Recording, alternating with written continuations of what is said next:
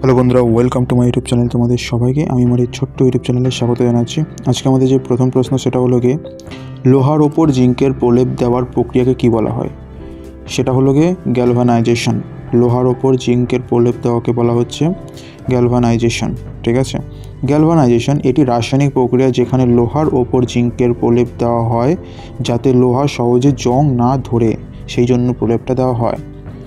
2. মানব শরীরের সবচেয়ে বড় গ্রন্থির নাম কি? মানব শরীরের সবথেকে বড় যে গ্রন্থি সেটা হলো গিয়ে যকৃৎ বা লিভার। ঠিক আছে, যকৃৎ মানব শরীরের সবচেয়ে বড় গ্রন্থি যা প্রধানত পিত্তরস নিঃসরণ ও বিষাক্ত পদার্থ নিষ্কাশনের কাজ করে।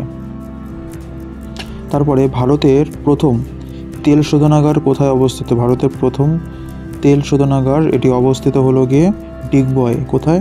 ডিগবয়। বাকি হলদিয়া, জামনগর এগুলো হবে না। আসামের ডিগবয় শহরে ভারতের প্রথম তেল শোধনাগার স্থাপিত হয় যা 1901 সালে চালু হয়। যেটা কবে চালু হয়? 1901 সালে চালু হয়। কত সালে স্থাপিত হয় সেটা কোথায় স্থাপিত হয়? সেটা হলো আসামের ডিগবয় শহরে, যেটা চালু হয় 1901 সালে। তারপরের প্রশ্ন, ইউনেস্কোর কালিং পুরস্কার কোন ক্ষেত্রে প্রদান করা হয়? এটা অ্যাকচুয়ালি সাহিত্যের ক্ষেত্রেও নয়, বিজ্ঞানের ক্ষেত্রে প্রদান করা হয়। ইউনেস্কোর কালিং পুরস্কার, এই পুরস্কারটা একমাত্র বিজ্ঞানের ক্ষেত্রে প্রদান করা হয়। ইউনেস্কোর কালিং পুরস্কার বিজ্ঞান ক্ষেত্রে অবদানের জন্য প্রদান করা হয়।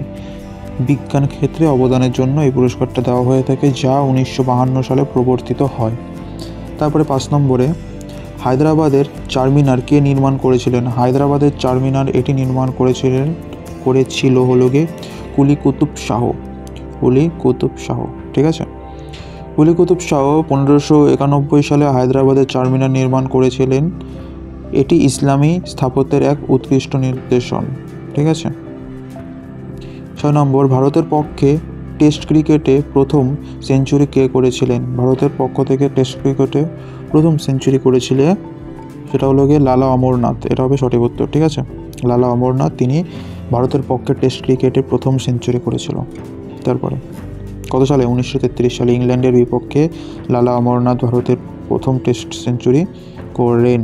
তারপরে কংগ্রেস কর্তৃক পূর্ণ স্বাধীনতার প্রস্তাব কবে গৃহীত হয়? কংগ্রেস কর্তৃক পূর্ণ স্বাধীনতার প্রস্তাব গৃহীত হয় 1929 সালে লাহোর অধিবেশনে। কোনটায়? 1929 সালের যে লাহোর অধিবেশন হয় সেই লাহোর অধিবেশনে। 1929 সালের লাহোর অধিবেশনে জওহরলাল নেহরুর নেতৃত্বে কংগ্রেস পূর্ণ স্বরাজের দাবি তোলে। তারপরে শ্বেত বিপ্লব কোনটির সঙ্গে সম্পর্কিত? শ্বেত বিপ্লব এটি দুগ্ধ উৎপাদনের সাথে সম্পর্কিত। তারপরের প্রশ্ন, এটা দেখি। ভারতের দুগ্ধ উৎপাদন বৃদ্ধি করার লক্ষ্যে 1970 সালে ভার্গিজ কুরিয়েনের নেতৃত্বে শ্বেত বিপ্লব শুরু হয়। ঠিক আছে। 9 দাগ, ভারতের সবচেয়ে পুরনো সক্রিয় রেল ইঞ্জিন কোনটি? ভারতের পুরনো সক্রিয় রেল ইঞ্জিন হলো গিয়ে ফেয়ারি কুইন। এই রেল ইঞ্জিনটা হলো গিয়ে ভারতের সবচেয়ে পুরনো সক্রিয় রেল ইঞ্জিন। ফেয়ারি কুইন 1855 সালে নির্মিত ভারতের সবচেয়ে পুরনো কার্যকারী রেল ইঞ্জিন। ঠিক আছে। তারপরে যেটা 10 নম্বর, ভারতের প্রথম জরুরি অবস্থা কবে ঘোষণা করা হয়? ভারতের প্রথম জরুরি অবস্থা এটা ঘোষণা করা হয় 1962 সালে চীনের আক্রমণের সময়। ভারতের প্রথম জরুরি অবস্থা ঘোষণা করা হয় চীনে যখন আক্রমণ করে তখন। ঠিক আছে, 1962 সালে। আবার একটু রিভাইজ করি তাহলে। জরুরি অবস্থা ঘোষণা 1962। সবচেয়ে পুরনো সক্রিয় রেল ইঞ্জিন হলো গিয়ে ফেয়ারি কুইন। শ্বেত বিপ্লব এটি দুগ্ধ উৎপাদনের সাথে সম্পর্কিত। কংগ্রেস কর্তৃক পূর্ণ স্বাধীনতার প্রস্তাব এটি গৃহীত হয় 1929 সালের যে লাহোর অধিবেশন হয় সেই লাহোর অধিবেশনে।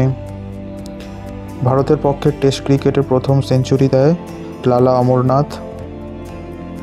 হায়দ্রাবাদের চারমিনার নির্মাণ করে হলো গিয়ে কুলি কুতুব শাহ 1591 সালে। ইউনেস্কোর কালিং পুরস্কার কোন ক্ষেত্রে প্রদান করা হয়? বিজ্ঞানের ক্ষেত্রে প্রদান করা হয়ে থাকে। ভারতের প্রথম তেল শোধনাগার এটা অবস্থিত ডিগবয়, যেটি অবস্থিত আসামে, সেটা চালু হয় 1901 সালে। মানব শরীরের সবচেয়ে বড় গ্রন্থি এটা হলো গিয়ে যকৃৎ।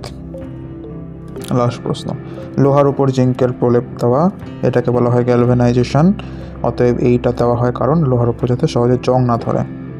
আজকের জন্য এটুকুই। সবাই ভালো থাকবে, সুস্থ থাকবে, চ্যানেলটাকে সাবস্ক্রাইব করবে। জয় হিন্দ, বন্দে মাতরম।